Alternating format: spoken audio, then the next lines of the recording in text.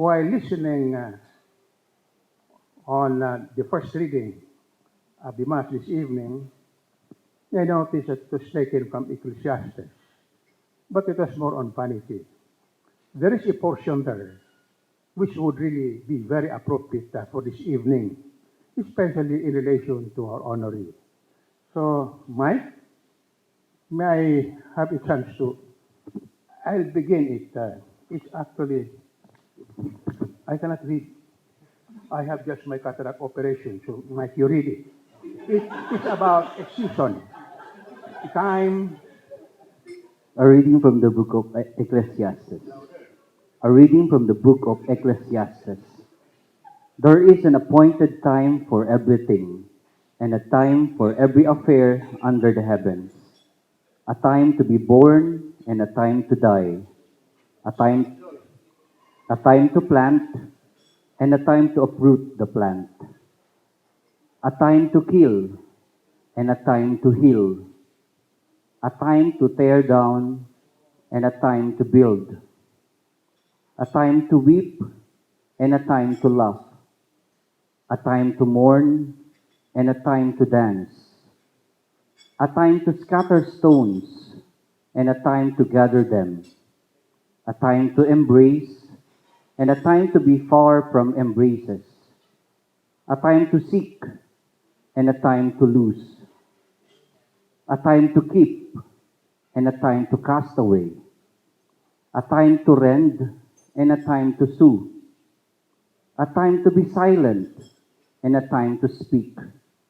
A time to love and a time to hate. A time of war and a time of peace. There you are. That is the message for this testimonial dinner for our honoree, because he had undergone everything about it. And I'll begin with the planting. He planted in the vineyard of justice through love and justice. Now it's time to harvest. And do not you know that with Justice Joy's appointment to the Supreme Court, you will now have a letter J in the Supreme Court.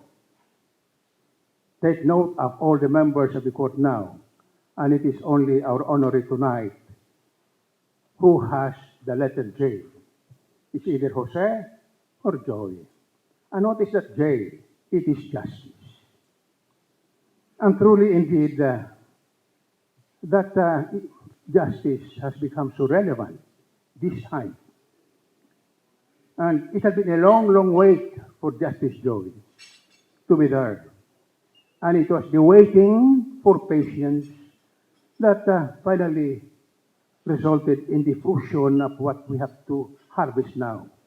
The harvest of a man in the Supreme Court, truly representing justice. Way back, since the first time that I met him, when he was still an officer of the Luzon jurisdiction, I knew already of the potential of our honoree to become a member of the judiciary. But it was a long process, a long journey, starting from the lowest portion of the judiciary, as a matter of fact, and going up, staying many years in the Court of Appeals. But the time has come, and even then, you know, after the election of President Duterte, I expected that Joe will be the first appointee. Not only because he comes from San Beda, Las Saliones ba rin? Well, anyway, I knew already that the president, being an alumnus of San Beda, will really give preference to qualified San Bedans. And Justice Joy was the most qualified. But there were reasons along the way that he could not be appointed. And finally, I know that the time will come when the president would have no other choice but to appoint him. Not only to give justice to him, but even to give justice to the Supreme Court. The court had been waiting for him. This is a 117-year-old court. And imagine, Justice Joy, what is your number now? 100 as a justice? 130 already. Okay. Mine was 84, I guess. I was 84. So look at how it is planned by God. So you really have the time for everything, the season for everything, the time to be able to reach that portion there later on. And, you know, I know that with his competence, integrity, honesty, probity, and independence, he will truly be an asset of the Supreme Court, which lately had not been earning a good judgments. But just the same, he will be there, as a matter of fact, an instrument to finally reform the judiciary and the Supreme Court especially. I know that he will be there. And what would really be our testimony for him? Our testimony for him would be that we were a part of Justice Joy when we were with the Knights of Columbus. So I would say that this J in the Supreme Court would actually be a representation of what we are in the Knights of Columbus. So the testimony then and the testimonial is not only for him, but also for the Knights of Columbus. You know that there had been two Chief Justices of the Supreme Court in its 117 years history who were members of the Knights of Columbus. One was Chief Justice Macalintal, and the second was a certain Hilario Davide Jr. And two associate justices, one Adolf Ascuna, and now our honoree. So look at the history of 117 with only 4 members of the Knights of Columbus. The message is there are many lawyers still, many judges belonging to the Knights of Columbus. You should aspire for something. It is not for ourselves. The vineyard of justice needs to be enriched. And only people coming from the Knights of Columbus could truly enrich this field of justice. So, Justice Joey, if you have reached this stage of your life, I know you'll have 2 years, right? 2 more years. But you could do a lot in 2 years' time. For as long as we will have the Supreme Court. Because we might lose the Supreme Court. Under the proposed draft of the Constitution presented by the Consultative Committee, the Supreme Court is abolished. And 2 new highest courts, federal courts, are to be established. You have the Federal Supreme Court with 9 members. You have the Federal Constitutional Court with 9 members. You have the Federal Administrative Court with 9 members. And you have the Federal Electoral Court with 15 members.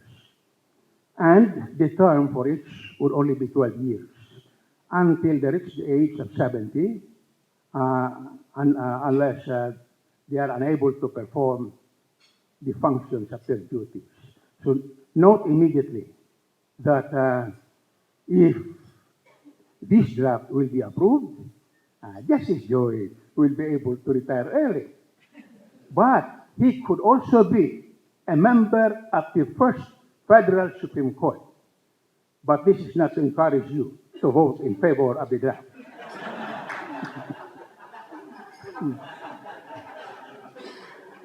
You know, for the first time in history, that would be approved. That you have a term limit for the judiciary in the highest court, 12 years, instead of during good behavior until reaching the age of 70, or whenever unable to discharge the function of the office. That is the present provision. And, you know, I know very well also that between now and probably the adoption or non-adoption, many things could happen. But we would be very, very proud. We in the Knights of Columbus would be very, very proud because at least we have one man there who can truly defend the dignity and integrity of the Supreme Court.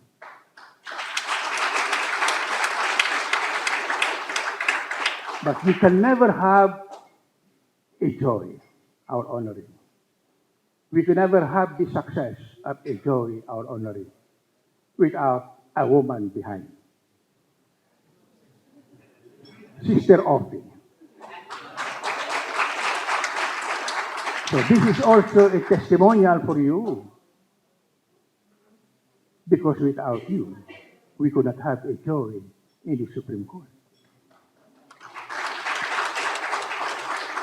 And without the two of you, you cannot have Valerie, Olivia, Leonard, and Hannah. You okay? And of course, you have the sister of Sister Offie. To crown the glory of your becoming a justice of the Supreme Court. I belong to your family, even in retirement. And so, as we celebrate this dinner, let us all shout to our heart's content, our pride, the name, joy. And so, let us all pray that you'll have all the success while serving the highest court of the land for the good of our people. You know, we are always reminded of justice, and it is even in our preamble, a regime of truth, justice, freedom, love, equality, and peace. The two, love, truth, justice, and peace are all in Psalm 85. You will be our guardian there. Thank you very much, and more power.